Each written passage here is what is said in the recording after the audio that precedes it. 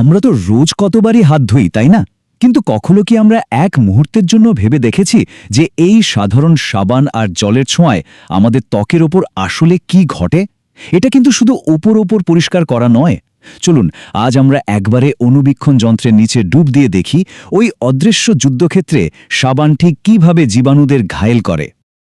আচ্ছা, একটা খুব সাধারণ ধারণা আছে, তাই না, যে সাবান বুঝি জীবাণুদের জন্য একটা বিষের মতো কাজ করে, সোজা কথায় তাদের মেরে ফেলে। কিন্তু ব্যাপারটা কি আসলেই এত সহজ? সত্যিটা জানলে কিন্তু বেশ অবাক হতে হয়। আসল ঘটনাটা কিন্তু কোনো বিশ্বক্রিয়ার মতো সহজ সরল নয়। এটা আসলে একটা আণবিক স্তরের যুদ্ধ, একটা ফিজিক্যাল আর কেমিক্যাল যুদ্ধ, যেখানে আসল অস্ত্র হল গঠন আর কৌশল। সাবান জীবাণুদের শুধু মেরেই ফেলে না, তার চেয়ে অনেক বেশি কিছু করে। একদম ঠিক, এটা আণবিক স্তরে এক ধ্বংসলীলার গল্প। আর যে কোনো ভালো গল্পের মতোই এখানেও একজন নায়ক আছে, আর আছে একজন খলনায়ক। চলুন তাহলে তাদের সাথে পরিচয় করা যাক। তো এই গল্পের মূল চরিত্র কারা? একদিকে আছে আমাদের নায়ক, অর্থাৎ সাবানের অণু, আর অন্যদিকে আছে খলনায়ক, মানে জীবাণু, যেমন ভাইরাস আর ব্যাকটেরিয়া, যারা আমাদের ত্বকের ওপর ওত পেতে বসে থাকে। সাবানের অণুর আসল ক্ষমতাটা লুকিয়ে আছে তার একটা বিশেষ গুণের মধ্যে, যাকে বলে অ্যাম্ফিফিলিক। এর মানে কি? এর মানে হলো এই অণুটার দুটো একেবারে ভিন্ন স্বভাবের প্রান্ত আছে। ভাবা যায়, এমন একজন এজেন্ট যার এক পা জলের দুনিয়ায় তো অন্য পা তেলের দুনিয়ায়। এই দ্বৈত ক্ষমতাই কিন্তু ওকে অপ্রতিরোধ করে তোলে। এখানেই দেখুন আসল মজাটা। সাবানের অণুর একটা মাথা আছে, যেটা হলো হাইড্রোফিলিক, মানে জলপ্রেমী। ওটা সবসময় জলের দিকেই টানে।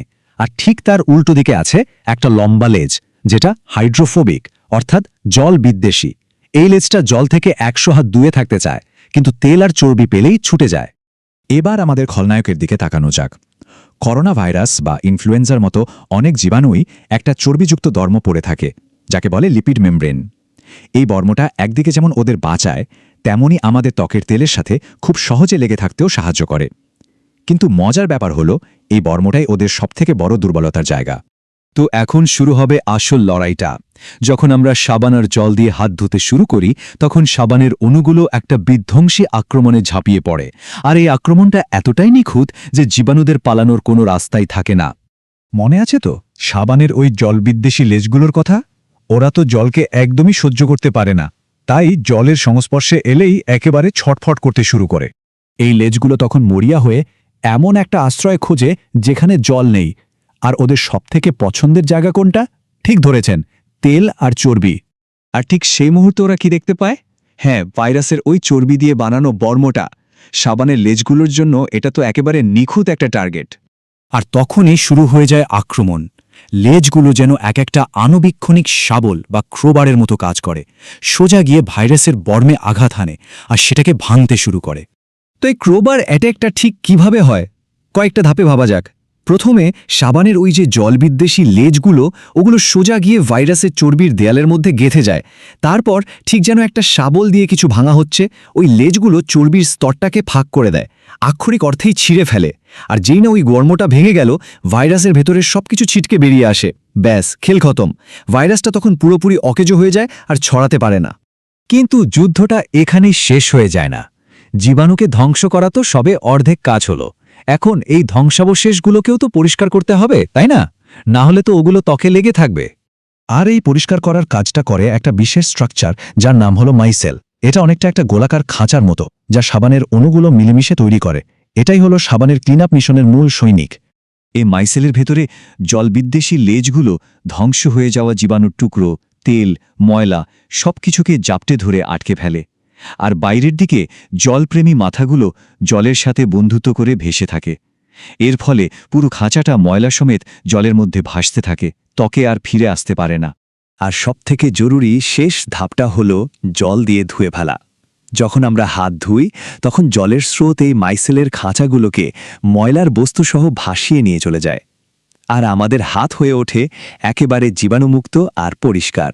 এতক্ষণ তো আমরা রসায়নের দিকটা বুঝলাম, কিন্তু একটা কথা তো আমরা সবাই শুনি, যে অন্তত 20 সেকেন্ড ধরে হাত ধুতে হবে। এর পেছনের কারণটা কি? এখানে সময় আর ঘর্ষণের ভূমিকাটা কিন্তু বিশাল।